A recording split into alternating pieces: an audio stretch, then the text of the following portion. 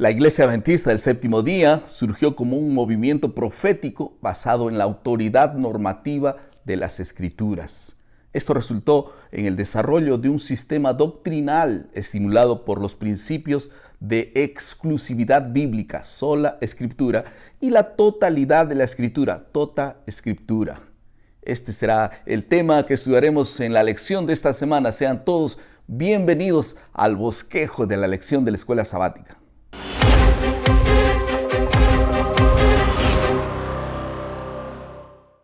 Estamos en la lección número 5, que tiene como título Solo la Biblia. Hablaremos sobre el principio hermenéutico, sola escritura. Y veremos 3 asuntos en la lección de esta semana.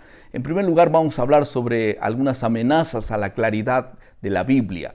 En segundo lugar, hablaremos sobre la autoridad de la Biblia.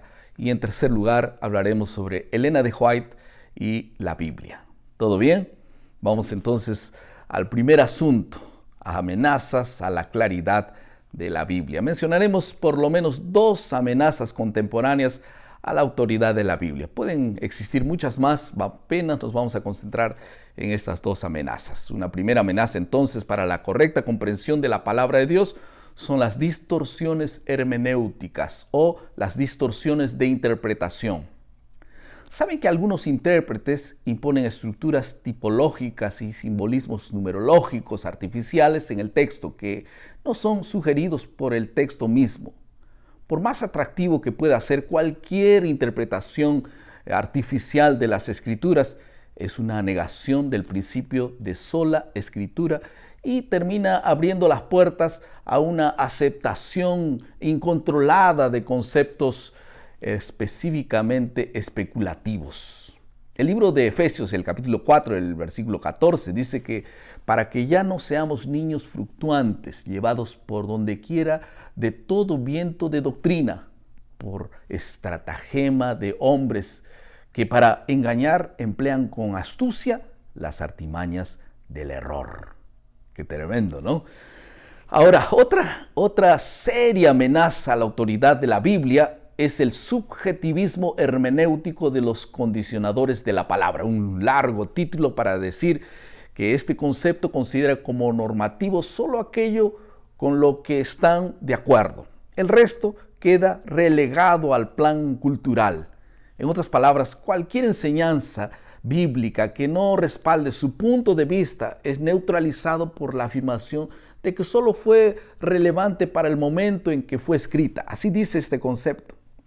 Y aparentemente es cierto que la Escritura exige y también existe una interrelación constante entre los principios universales de la palabra y las aplicaciones temporales dentro de un contexto sociocultural dado. Pero no podemos permitir que nuestra cultura o subcultura destruya los principios universales y la voluntad soberana de Dios revelados aquí en su palabra. El libro de 2 de Timoteo, capítulo 4, versículo 3, dice: porque vendrá tiempo cuando no sufrirán la sana doctrina, sino que teniendo comezón de oír, se amontonarán maestros conforme a sus propias concupiscencias. Qué tremendo este texto. Todas estas formas de interpretar distorsionan la claridad de la palabra de Dios. El segundo asunto de la lección de esta semana es la autoridad de las Escrituras. ¿Saben que la aceptación de la autoridad normativa de la palabra de Dios es evidente en el uso equilibrado de por lo menos 3 principios hermenéuticos básicos o 3 principios de interpretación? El primer principio es el principio de exclusividad bíblica, sola escritura. Hemos estudiado de este tema en la lección de esta semana. ¿Qué significa este principio? Significa que debemos permitir que el texto mismo nos diga positivamente lo que está diciendo. Y solo así podremos superar la tentación de importar sentidos ajenos al texto sagrado. El libro de Deuteronomio 4:2 dice: no añadiréis a la palabra que yo os mando, ni disminuiréis de ella, para que guardes los mandamientos de Jehová, vuestro Dios, que yo os ordeno. Aquí está, nada de retirar, nada de colocar. Otro principio básico es la de la totalidad de las Escrituras, tota escritura. Mucha gente incomodada por la amplitud y complejidad de la verdad bíblica, inclusive muchos estudiantes de la palabra, terminan volviéndose parciales y selectivos en sus enfoques.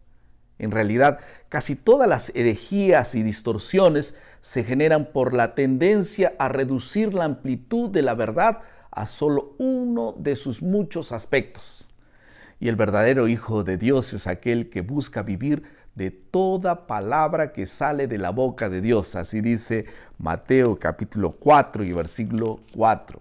Por otro lado, la misión misma del Espíritu Santo es guiar a los seguidores de Cristo a toda verdad, como está confirmado en el libro de Juan, después el capítulo número 16 y el versículo 13. En tercer lugar, el tercer principio es el reconocimiento de la autoridad normativa de las Escrituras. También implica la aceptación de su equilibrio temático.